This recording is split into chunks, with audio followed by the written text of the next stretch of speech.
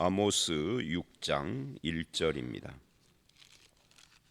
6장 1절부터 마지막 절 14절까지입니다. 아모스서 6장은 물질의 풍요 그리고 군사적인 성공 이런 것들을 통해서 안전을 얻으려는 이스라엘의 지도자들을 책망하는 그런 내용입니다. 한마디로 말하면 지도자들의 교만과 방종에 대한 그런 말씀이죠.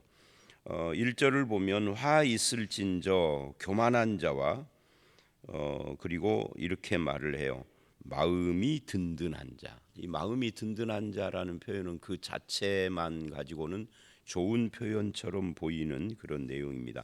사람 마음이 늘 흔들거리는 것보다 마음이 든든한 것이 훨씬 좋죠. 그런데 이 본문에서는 이 교만한 자와 마음이 든든한 자가 좋은 의미로 쓰여진 것은 아니에요.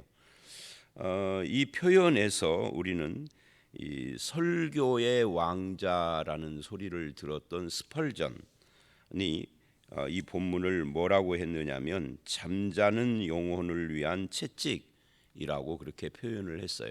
이 자꾸만 누가복음, 요한복음 막 그렇게 나오네요. 이 아모스서 6장이 잠자는 영혼을 위한 채찍이다는 거죠. 전체 그 주제가 잠자는 영혼. 어떤 사람을 스펄전은 그렇게 표현을 했느냐? 이 뻔뻔한 사람이 잠자는 영혼이다. 또 미루는 자, 무엇인가 결단하기를 미루는 자가 잠자는 영혼이다. 방종한 자, 하나님과 하나님의 말씀하시는 것에 대해서 무관심한 자, 이런 자들이 다 잠자는 자들이다라고 그렇게 스펄전은 이야기를 했어요. 성도들은 지도자들이 이제 그런 거고요. 성도들은 평안하고 마음이 든든한 삶을 사는 것이 잘못된 것이냐? 그런 건 아니죠. 평안하고 든든한 마음을 가지고 사는 것은 복된 것이죠. 기독교는 금욕주의가 아니에요. 금욕주의적인 삶을 사는 것이 마치 신앙인 것처럼 그렇게 생각하는 사람들이 우리 중에는 있어요. 근데 성경은 절대 그런 걸 지지하지 않습니다. 오히려 우리가 이사야 57장 20절 같은 데를 보면 악인을 이렇게 표현을 합니다. 악인은 안정치 못하고 요동하는 바다와 같다. 오늘 말씀하고 반대의 그런 표현이죠. 그러면 왜 안정된 삶을 사는 것을 이렇게 잘못된 것이라고 지적하느냐 하는 거죠. 그것을 이 본문은 이 안정된 즉 평안한 삶이 그게 잘못된 평안에 빠진 자들이기 때문에 이런 메시지를 준다 하는 거예요. 다시 1절을 보십시오. 이 사람들은 누구냐라고 할 때 이 교만하고 마음이 든든한 자는 백성들의 머리인 지도자들이다라고 그렇게 표현을 합니다. 이 머리인 지도자, 그러니까 이 사람들은 어떤 사람들이냐면 법을 손에 쥐고 있고 권력과 돈을 쥐고 있는 사람입니다. 여러분, 법, 권력, 돈, 이 세 가지가 세상을 지배하는 것들이잖아요. 근데 이것을 손에 쥐고 있는 사람, 얼마나 어마어마한 사람들입니까? 그래서 이 사람들은 스스로 평안하게 살고 또 든든한 마음을 가지고 사는데, 그런데 이 사람들이 사회를 혼란하게 혼탁하게 만들었다 하는 거예요. 어제도 말씀드렸지만 절묘하게 이 아모스 묵상하는 이 찰나에 우리나라에 이상한 일이 생겼는데, 이거 뭐 누가 그렇게 딱 갖다 꿰서 성경 묵상을 시킨 것처럼 이 묵상 프로그램은 오래전에 짜여져 있는 것인데 그렇게 딱 맞아 떨어지는, 이게 법과 돈과 권력 이거 쥔 사람들이 항상 문제. 이게 우리나라뿐만이 아니라 이스라엘도 그렇고 어떤 나라든지 이 세 가지를 쥔 사람들이 무엇을 하느냐, 어떻게 사느냐에 따라서 그 나라와 민족의 그 현재와 미래가 좌우가 되는 거잖아요. 그러면 이것을 가진 사람들이 왜 이런, 그러니까 왜라기보다는 이 그래서 무엇이 문제가 되느냐라는 이야기를 하는데 2절을 보면 세 개의 도시를 이야기를 하면서 가서 봐라 그래요. 이 세 개의 도시를 보면 우리가 잘 모르는 도시도 나와요. 너희는 갈레로 건너가 보고, 이건 전부 다 이스라엘 지역이 아닙니다. 큰 하맛으로 가고 또 블레셋 사람의 가드로 내려가라. 이 가드는 성경에 많이 나오니까 우리가 익숙하고, 하맛도 뭐 자주까지는 아니어도 그래도 빈도수가 좀 높은 그런 도시 이름이에요. 갈레는 우리가 잘 모르는 것이죠. 그런데 이 세 도시에 가보라라고 하는 이 요점이 뭐냐 하는 거예요. 하나님 보시기에 이스라엘이 그 뭐라 그럴까요? 우물안 개구리, 또 뭐 이런 표현이 있잖아요. 방한퉁수다. 그러니까 그들의 이스라엘의 시각이 아주 좁다라는 거예요. 이름도 없는 갈레나 하맛이나 또 이스라엘이 무시하는 가드 같은, 이 가드가 오늘날에 그 뭐 전쟁하고 있는 가자 지구 그쪽 어디잖아요. 그러니까 이런 것을 가 보면 이스라엘 너희는 아무것도 아니다. 이런 도시를 가 보면은 너희보다 훨씬 더 발달돼 있고 훨씬 규모가 크고 뭐 이런 이야기를 지금 하는 거예요. 이스라엘보다 못한 나라들, 그런 조그마한 나라들 사이에서 네가 골목대장이나 하면서 착각하고 있다는 거예요. 그래서 거기를 가봐라. 네 시야를 좀 띄워봐라. 그러니까 세상 어디에도 안 가보고 여행도 안 오고 뭐 해외에도 안 나가보는 사람이 우리나라가 제일이다 하는 거고 비슷한 거죠. 그걸 지금 이야기를 하는 거예요. 그러면서 조금 더 눈을 돌리면 멀리 이 도시들을 가보고 이보다 더 멀리에 있는 어떤 나라에서 지금 너희를 향하여 다가오고 있는 위험을 봐라 하는 거예요. 그 멀리 있는 나라들이 어디냐면 바로 아수르. 이제 지금 아모스는 북왕국 이스라엘과 관련된 책이기 때문에 아직 바벨론은 아니죠. 아수르라고 하는 이 제국을 보면은 이스라엘은 코딱지만한 나라예요. 그러니까 거대한 공룡 같은 이 거대한 제국이 뒤에 도사리고 있는데 너희는 지금 너희들이 잘난 것처럼 착각하고 있다 하는 이야기를 지금 1절 2절이 하고 있는, 그러면서 교만하다는 거죠. 그래서 3절 같은 착각과 망상 속에서 뭐를 한다는 거예요? 죄를 짓는다는 거예요. 3절은 뭐라고 그러죠? 너희는 흉한 날이 멀다 하여. 뭐 우리나라 잘 살고 있는데 잘 되고 있는데 뭔 그런 부정적인 이야기를 하냐라고 하면서 흉한 날이 멀다. 우리나라 잘못될 일이 없다. 이렇게 생각을 한다는 거죠. 그러면서 뭐를 하는 거예요? 포악한 삶을 산다. 즉 죄를 짓는데 아무런 마음에 어떤 꺼리낌도 없이 한다라는 이야기를 하는 거예요. 그러니까 뭐 우리나라는 항상 평안해. 그러니까 우리가 이렇게 사는 것은 아무 잘못이 없어. 그런 생각을 하고 있는 거죠. 그게 3절입니다. 죄를 함부로 짓는 거예요. 아무 위험이 없으니까. 그 죄 중에 첫 번째가 4절로 7절, 이게 사치와 향락이었습니다. 거기 4절을 보면 생활 수준이 굉장히 올라갔던 거예요. 상하상에 누우며, 그러니까 그들이 누워 잠을 자는 침대, 아주 고급된 이 상하상이니까 상하로 만든 침대인데 이거는 수입품입니다. 그러니까 이 그 지도자들의 삶이 다 생활용품도 다 외국에서 수입한 것들을 쓸 정도로 아주 풍족했다는 이야기예요. 거기서 누우며 그 침상에서 기지개를 켜며 양떼에서 어린 양과 우리에서 송아지를 잡아 먹고, 먹는 것도 풍족하고 잠자는 것은 외국제 침상에서 자고, 그리고 비파 소리에 맞추어서 노래를 지절거리며 한가한 거죠. 뭐 문화 생활을 하는 거죠. 다윗처럼 자기를 위하여 악기를 제조하며 다윗 흉내를 내는 거예요. 근데 다윗이 악기를 가지고 연주를 하는 것은 신앙이었어요. 신앙의 모습이었고 신앙의 표현이었어요. 근데 이 사람들은 신앙의 표현이 아니라 그냥 문화생활하는 거죠. 호화로운 생활. 대접으로 포도주를 마시며 귀한 기름을 몸에 바르며, 이제 요즘으로 말하면 이 귀한 기름이라는 것이 이제 화장품 말하는 거죠. 요셉의 환난에 대하여는 근심하지 아니하는도다. 그러니까 환난에 대해서는 우리하고 멀다라고 한다는 거죠. 한마디로 말하면 이 4절로 7절은 생활의 수준은 올라갔지만 생활 철학은 저급해서 먹고 마시는 것 외에는 다 천박하다라는 그런 이야기예요. 이 소득 수준이 향상되고 상류층이 늘어났는데 예술을 즐기는데 그 정신은 저급하다는 이야기를 지금 하는 겁니다.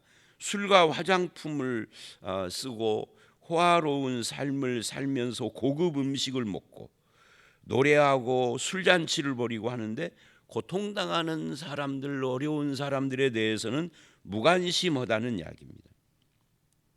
내가 얼마나 더 많은 것을 누리느냐 하는 그런 것에만 관심을 갖는다 하는 것을 이렇게 지금 말을 하고 있는 거예요. 그래서 7절, 그러므로 그들이 이제는 사로잡히는 자 중에 앞서 사로잡히리니 기지개 켜는 자의 떠드는 소리가 그치리라. 상하상에서 일어나면서 잘 잤다고 기지개 켜는 이거 이제는 사라질 것이다. 참 표현을 눈에 선이 보이는 듯이 표현을 해요. 그러니까 이 사람들이 제일 먼저 하나님의 심판을 받는다는 거죠. 문제는 뭐냐면 이 사람들만 심판받는 것이 아니니까 문제인 거죠.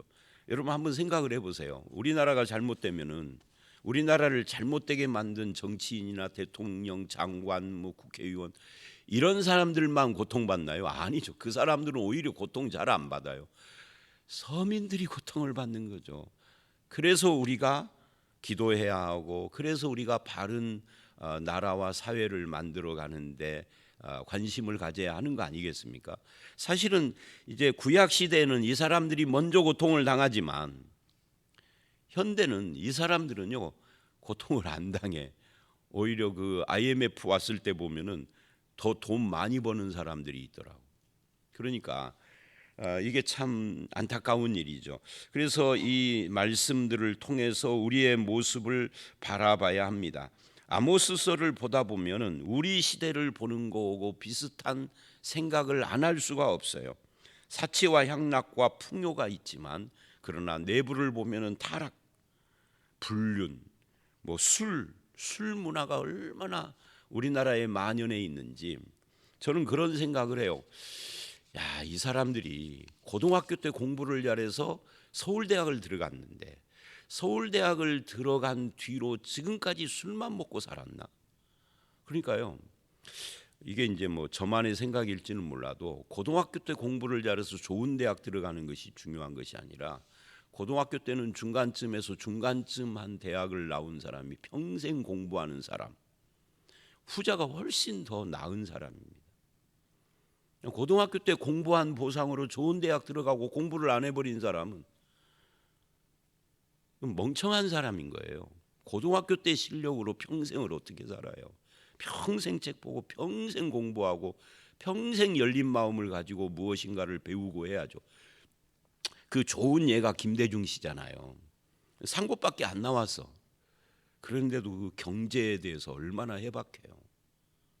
찬반을 떠나서 우리는 전라도에 있는 교회니까 찬반을 말할 필요도 없겠지만 다른 지역에 가면 찬반이 있으니까. 그런데 그런 걸 떠나서 상고밖에 안 나왔는데 어떻게 저렇게 경제에 대해서 해박할까? 공부했으니까 해박하죠. 감옥에서 책 읽었다고 그러죠. 그러니까 상고 나왔어도 계속 공부한 사람이 서울대 나왔어도 공부하는 사람보다 훨씬 나은 거예요. 그러니까 이 본문을 보면 우리 시대하고 비슷한 지금 상황. 그래서 어찌해서 고위층이 돼서 사치와 향락과 평안과 풍요를 누리는데 속을 들여다보면은 그렇게 타락해 있고 불륜 가운데 있고 술과 화려함 속에서 불경건한 삶을 살고 정의와 공의에 대해서는 무관심하고, 이게 지금 7절까지의 이야기다 그 말이에요. 우리 시대는 어떻느냐는, 우리 시대도 똑같죠. 자, 8절로 14절. 그래서 이 비현실적인 평안에 빠진 그런 이유, 또 다른 이유, 그것을 8절에서 이렇게 말을 해요. 만군의 하나님 여호와의 말씀이니라. 주 여호와가 당신을 두고 맹세하셨노라. 하나님이 하나님을 두고 맹세하셨다. 내가, 이제 하나님이 하시는 말씀이에요. 내가 야곱의 영광을 싫어하며 그 궁궐들을 미워함으로 이 성읍과 거기에 가득한 것을 원수에게 넘기리라 하셨느니라. 야곱의 영광, 그 궁궐, 야곱의 영광은 그 영광 때문에 교만해진 거예요. 그 궁궐, 그것은 이제 그 교만해진 실예를 보여주는 거죠. 그래서 그걸 하나님께서 미워한다는 거예요. 그리고 쭉 건너뛰어서 12절 13절을 보면 비유로 말을 하죠. 어떤 비유냐 하면은 이렇게 말을 해요. 말들이 어찌 바위 위에서 달리겠으며. 여러분, 말은 바위 위에서 달리기가 힘듭니다. 왜냐하면 말 발굽이 있어서 이 말 발굽은 흙을 밟으면 잘 나가지만 바위는 마찰을 해서 미끄러지잖아요. 그러니까 어찌 말이 바위 위에서 달리겠으며, 그죠? 소가 어찌 거기서 바위죠, 밭 갈겠느냐. 소가 아무리 힘이 세도 바위 위에서 밭을 못 갈죠. 미끄러지는데 밭을 갈 수가 없죠. 그런데 불가능한데, 그런데 이 말도 안 되는 일인데 그런데 너희는 그래요. 그러니까 이 말과 소 이야기는 이건 비유일 뿐이에요. 정말 하고 싶은 이야기는 이런 이야기죠. 그들은 말도 안 되는 일을 하고 있다. 그 말도 안 되는 일이 뭐냐? 정의를 쓸개로 바꾸는 일이고 공의의 열매를 쓴 쑥으로 바꾸는 일. 이거는 말이 바위를 달리고 소가 바위에서 밭 가는 것처럼 말도 안 되는 일이다, 하나님의 백성이. 근데 그것이 지금 현실로 일어나고 있다는 거예요. 고발을 하는 거죠, 고발. 그래서 우리가 어제 말씀, 그제 말씀, 그리고 오늘 말씀 계속해서 이 주제, 이 세 번째 들으라 하는 이 설교의 주제가 정의와 공의 문제다 하는 것을 또 다시 확인을 합니다. 그래서 문제의 핵심은 정의를 짓밟고 누리는 번영, 이건 죄악이다 하는 거예요. 정의와 공의를 외면하고 내가 누리는 평안, 그건 죄다 하는 거예요. 이 사람이 내가 아닌, 나는 지금 편안하게 부유하게 사치스럽게 호화롭게 문화생활을 즐기며 그렇게 살지만, 그런 삶을 살 때 내 옆에서 어떤 사람이 눈물을 흘리고 있다면 나의 그 평안은 축복이에요, 아니에요? 축복이 아닌 거죠. 근데 그걸 외면하고 있다는 이야기를 지금 하는 겁니다. 이 정의와 공의는 평등과 자비, 이렇게 바꿔서 말해도 되는 거거든요. 그러니까 공적인 영역에서는 평등해야 되고, 그리고 누군가에게는 자비를 이 기울어진 사랑이라고 그래요. 기울어진 사랑으로 사랑을 베풀고 이런 것을 해야 하는데, 그런 것을 전혀 외면했으니 이게 바위에서 밭 가는 소처럼 말도 안 되는 일을 하고 있는 것이다, 그런 말을 지금 하는 겁니다. 그것을 13절에서는 뭐라고 하느냐면 허무한 것을 기뻐한다 그래요. 열매를 못 믿는 거죠. 이 허무한 것이라는 말, 그리고 뿔들, 이런 것들이 전부 다 그런 표현을 하고 있는 겁니다. 뿔들을, 우리의 힘으로 뿔들을 취하지 아니하였느냐. 그러니까 이게 사실은 허무한 것, 이게 로데발이라는 말이고, 뿔들은 카르나임이라는 단어인데요. 이게 지명입니다. 요단 동편 땅, 여로보암 2세가 전쟁으로 빼앗은, 영토를 확장한, 그래서 이스라엘이 최강의 군대다라고 하는 것을 자랑스러워할 어떤 지명을 이렇게 지금 우리나라 말로 번역을 허무한 것 그랬는데, 이게 여로보암 2세 시대에 영토가 확장되고 막 그 경제가 성장하고 했는데 그게 얼마나 허무하냐를 이렇게 표현을 빗대서는 거예요. 그래서 아모스가 조롱을 하는 거죠. 그것들을 너희가 그렇게 이 풍요의 증거라고 이렇게 내세우는 것들을 하나님께서 싹 쓸어버리겠다 하는 그런 이야기를 지금 하고 있는 겁니다. 이게 8절로 14절의 이야기예요. 그러면서 이제 그 가운데 건너뛴 9절로 14절 그리고 9절로 11절 그리고 14절을 보면 이런 말을 합니다. 9절, 한 집에 10사람이 남는다 하여도 다 죽을 것이라. 10명이 한 가족이에요. 그런데 다 죽을 것이다. 어떻게 죽을 것인가 하는 것은 이게 구체적으로 말하지 않는데 이래요. 10절, 죽은 사람의 친척 곧 그 시체를 불사를 자가 그 뼈를 집 밖으로 가져갈 때 그 집 깊숙한 곳에 있는 자에게 묻기를 아직 더 있느냐 하면 대답하기를 없다 하리니 그가 또 말하기를 잠잠하라 우리가 여호와의 이름을 부르지 못할 것이라 하리라. 그러니까 이 시체를 가져가다 불사른다는 것은 어떤 것을 암시하느냐면 이들이 전염병으로 죽었다 하는 것을 지금 암시하는 겁니다. 그러니까 하나님께서 이들을 전염병으로 치시는 거예요. 그러니까 두 가지로 치시는데 이 첫 번째가 전염병인 거죠. 잠잠하라 그러면서 우리가 여호와의 이름을 부르지 왜 여호와의 이름을 못 부르는 거죠? 이게 하나님께서 심판하신 것이라 하나님의 이름을 부르지 못하리라. 더 있느냐 없다 그러면서 조용히 하라 그러는 거죠. 이게 하나님으로부터 온 심판이라는 것을 또 이렇게 표현을 하고 있는 거예요. 보라 여호와께서 명령하심으로 타격을 받아 큰 집은 갈라지고 작은 집은 터지리라. 그러니까 이게 다 하나님의 심판이죠. 그리고 14절은 하나님의 심판의 또 다른 모습. 그건 뭐예요? 한 나라를 이렇게 이 전쟁인 거죠. 만군의 하나님 여호와의 말씀이니라 이스라엘 족속아 내가 한 나라를 일으켜 이 나라가 뭐겠어요? 이게 이제 아수르인 거예요. 그래서 아까 너희가 우물한 개구리가 되지 말고 한번 밖으로 눈을 돌려 한번 거기도 방문해 보고 너희가 얼마나 보잘것없는지를 깨달아라. 그리고 겸손해라 라고 했던 그 배후에 아수르가 있는 거예요. 그래서 한 나라를 일으켜 너희를 치리니 그들이 하맛 어기에서부터 아라바 시내까지 너희를 학대하리라 하셨느니라. 자, 오늘 말씀 여기까지입니다. 결국 오늘 이 말씀은 사람이 지금 현재 평안하고 화려하고 사치하게 사는 것이 그 자체로는 축복이 아니다 하는 것을 보여주고 있어요. 그럼 평안하게 사는 삶이 잘못이냐? 아니죠. 평안은 축복이죠, 그 자체로. 근데 그것이 축복이 되려면 뭐가 있어야 되느냐면 하나님이 인정하시는 평안이어야 하는 거죠. 하나님께로부터 온 평강이어야 하는 거죠. 하나님께로부터 온 평강은 뭐하고 연결이 돼요? 공의와 정의하고 연결이 돼요. 그러니까 공의와 정의 이것이 이 두 단어가 합해지면 의라고 하거든요. 이 의는 뭐예요? 하나님과의 관계에서 올바름이에요.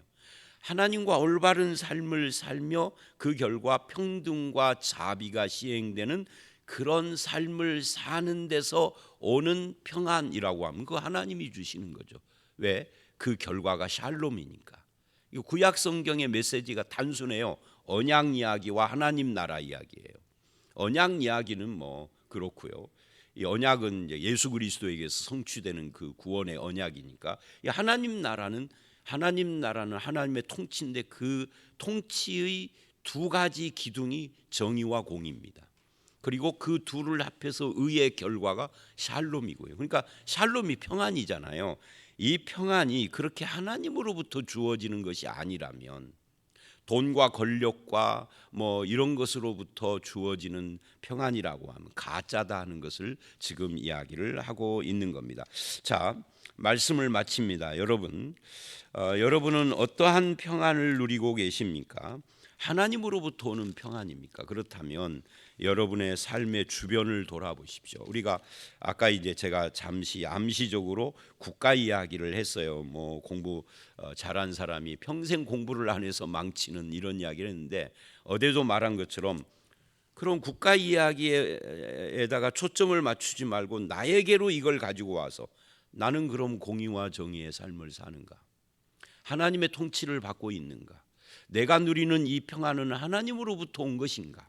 이거 물어봐야 돼요. 목사님 나는 평강도 없는데요. 그런 분들에게는 죄송합니다. 나에게 지금 평강이 없다라고 생각하는 분들은 하나님께서 하나님의 말씀을 순종하고 믿음으로 사는 성도들에게 평강을 주시기를 원합니다. 그러나 지금 평강이 있는 사람들은 그 평강이 정말 하나님의 통치 속에서 주시는 은혜로 말미암는 평강인가를 살펴보고 바르게 신앙생활을 해야 할 필요가 있습니다. 저와 여러분이 하나님께서 주시는 하늘의 평강을 누리는 삶, 그래서 정의와 공의가 여러분 삶 주변에 열매를 맺고 드러나는 그런 삶이 되시기를 주의 이름으로 축원합니다. 함께 기도하겠습니다. 하나님 아버지, 악인은 안정치 못하고 요동하는 바다와 같다라고 이사야는 말을 했는데, 아모스는 그 안정된 삶을 살며 사치스러운 그런 삶을 사는 사람들, 이 백성의 지도자들, 돈과 권력과 이런 것으로 세워진 그 평안의 이면에 정의가 없고 공의가 없음을 지적을 하면서 하나님께서 싫어하신다라고 말씀을 하셨습니다. 아버지 하나님, 우리로 하여금 여호와의 이름을 부르지 못하게 할 정도로 죄악 가운데 살면서도 사치한 삶을 즐기는 어리석은 이스라엘의 지도자와 같은 그런 모습은 없는지 우리 스스로의 삶을 돌아보게 하여 주시옵소서. 아버지 하나님, 공의를 쓸개나 쓴 쑥으로 바꾸는 그런 어리석은 자가 아니라 정의와 공의를 따라서 살아감으로써 하나님의 영광을 드러내는 우리 모두로 삼아 주시기를 원하옵고 예수님 이름으로 기도드려 싸움나이다. 아멘.